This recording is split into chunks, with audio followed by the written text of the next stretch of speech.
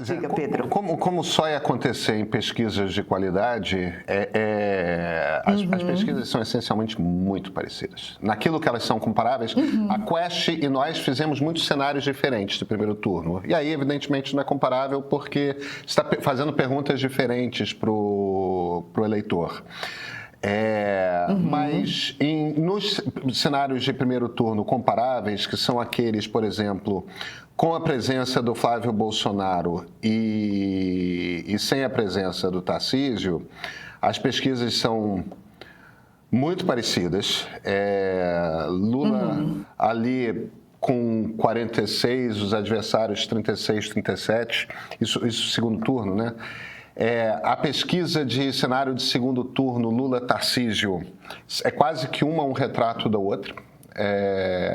Em ambos os casos, a gente vê no limiar, ou já a gente botou no limiar por 1/10 de percentual no empate técnico, a Quest botou em empate técnico. A diferença maior está no cenário de primeiro turno da nossa pesquisa com a pesquisa deles, em que aparece o Tarcísio sem o Flávio. Eles veem o Tarcísio um pouco mais distante do Lula no primeiro turno do que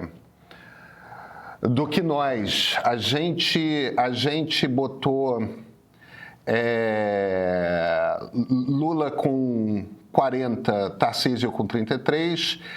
Eles puseram Lula com 39, 40, 39, mas Tarcísio com 27. A diferença, no primeiro turno, eles viram um pouco maior, mas quando a gente vai para o segundo turno, eles viram um empate técnico e nós vimos quase um empate técnico, o limiar do empate técnico, né? Então, Pedro, não está em empate técnico o segundo turno deles, não. Está 44-39, Lula e Tarcísio. E a margem de erro é 2 pontos. 39, 40, 41, 34 é por 1 ponto. É também no limiar do empate técnico. Você tem razão. 44-39. Então, 41. Lula com 44. Certo, 44. 39 vai a 41. 44 vai a 43, você tem aí 1 ponto de diferença, né? Perfeito, entendi a conta que você estava fazendo. Entendeu? Entendi. Sim, é 1 ponto. O limiar do empate técnico. O ponto essencial e isso eu acho que é importante para o nosso público compreender em pesquisas de opinião, a gente desconfia das pesquisas de opinião que são diferentes demais. O que a gente espera das pesquisas de opinião é que elas sejam o mais parecidas possíveis umas com as outras. E as pesquisas de qualidade, elas tendem a ser, porque elas estão tirando retratos das mesmas coisas. Claro que às vezes perguntas parecidas vão levar a respostas diferentes e aí as pesquisas vão destoar. Porque a pergunta pode ser parecida, mas não é igual. A gente tem que comparar banana com banana, laranja com laranja, mas nunca banana com laranja. Esse é um ponto fundamental. Agora, aquilo que a gente estava vendo na nossa pesquisa, eu acho que a Quest confirma, né? De longe e nitidamente, o candidato mais forte da direita para enfrentar o Lula é o governador Tarcísio de Freitas.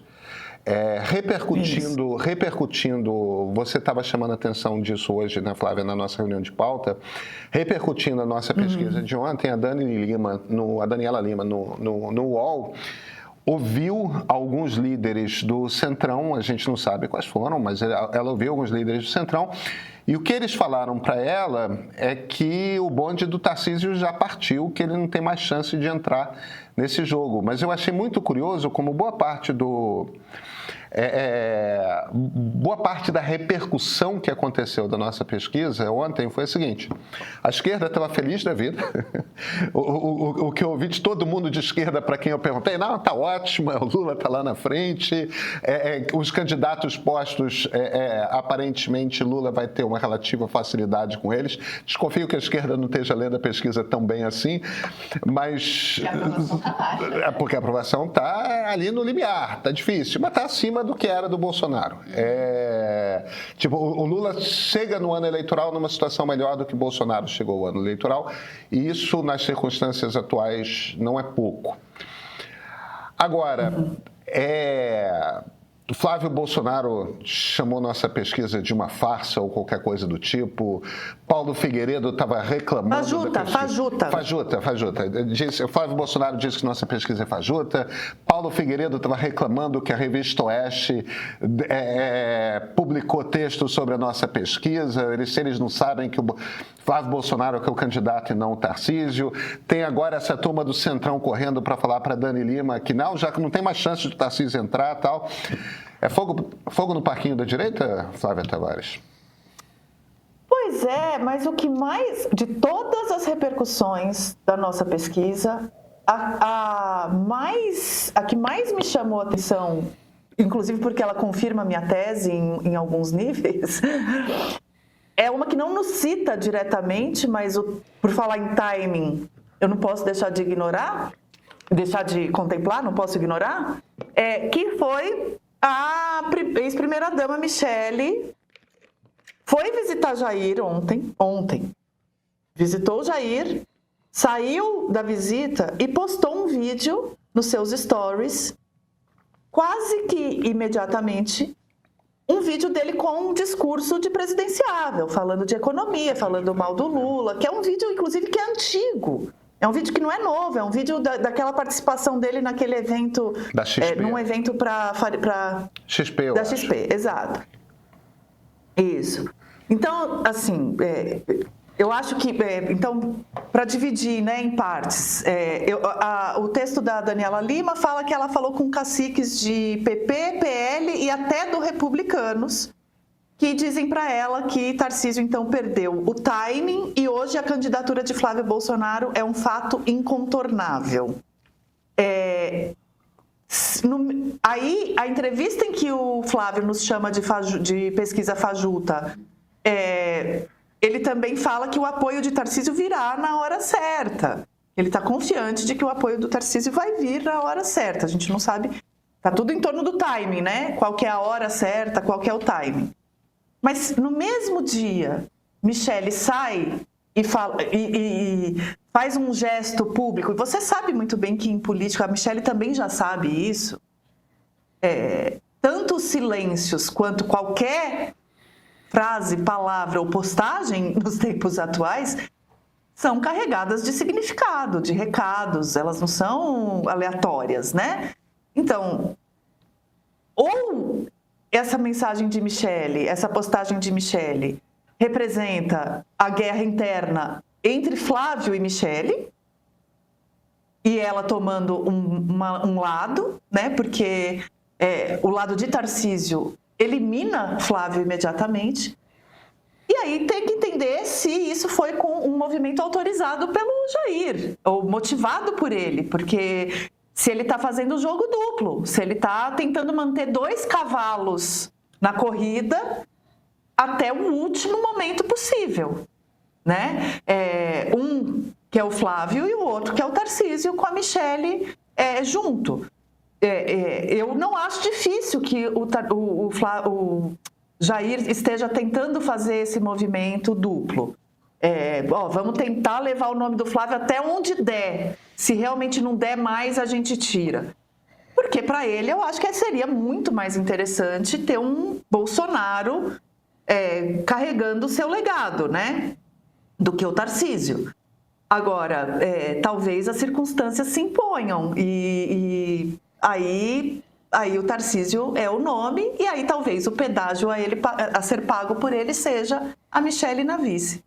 No Cá Entre Nós de ontem, eu trouxe também mais uma informação que, enfim, ela não é uma informação necessariamente nova, mas que compõe muito tudo isso que a gente está discutindo, que é o fato de que a Michele, ela esteve sempre muito próxima de Tarcísio de Freitas, politicamente. Não é uma aliança de ocasião, é uma aliança mais antiga. Quando Tarcísio se elege governador de São Paulo, ao montar o seu secretariado e o seu núcleo de assessores mais próximos, ele sabe que ele tem que colocar um pedaço importante do bolsonarismo ali, né? Primeiro porque eu acho que ele tem afinidades mesmo, mas segundo porque é o padrinho tem que estar representado no seu governo, né? Mas ele traz, o núcleo bolsonarista que ele traz para o governo do Estado vem todo do núcleo Michele Bolsonaro, não vem do núcleo Flávio, não vem do núcleo Carlos. O irmão dela foi o assessor especial de Tarcísio até novembro. E saiu desse cargo não para se distanciar de Tarcísio, mas para se tornar um dos cabeças da campanha de Tarcísio, seja para governo, seja para presidência. Então, enfim, um papo de bastidor ali no Bandeirantes é que, principalmente desde que Flávio anunciou a sua candidatura e magoou Tarcísio por fazer isso sem ligar para ele antes, sem fazer toda a sequência, a Michele se aproximou ainda mais. Então, liga toda hora, os assessores próximos do Tarcísio, que são do núcleo Michele, se apresentaram mais para jogo, se aproximaram ainda mais. Então, eu acho que está se desenhando, para mim, estão desenhadas esses dois polos dentro do bolsonarismo. E eu acho que o ex-presidente está tentando manter os dois ativos para poder fazer a escolha ali no limite das candidaturas serem apresentadas, da desincompatibilização do governador, principalmente. Informação não é o que você recebe, é o que você escolhe, o que transforma o seu olhar, o que vira hábito. No meio da rotina, você cria espaço para o que importa. No meio do caminho, você escolhe o que carrega. No meio da conversa, você compartilha o que te faz pensar melhor. No meio do exercício, você alimenta corpo e mente. No meio do dia, você escolhe pausar. O seu lugar é o meio. Onde você estiver, o meio está.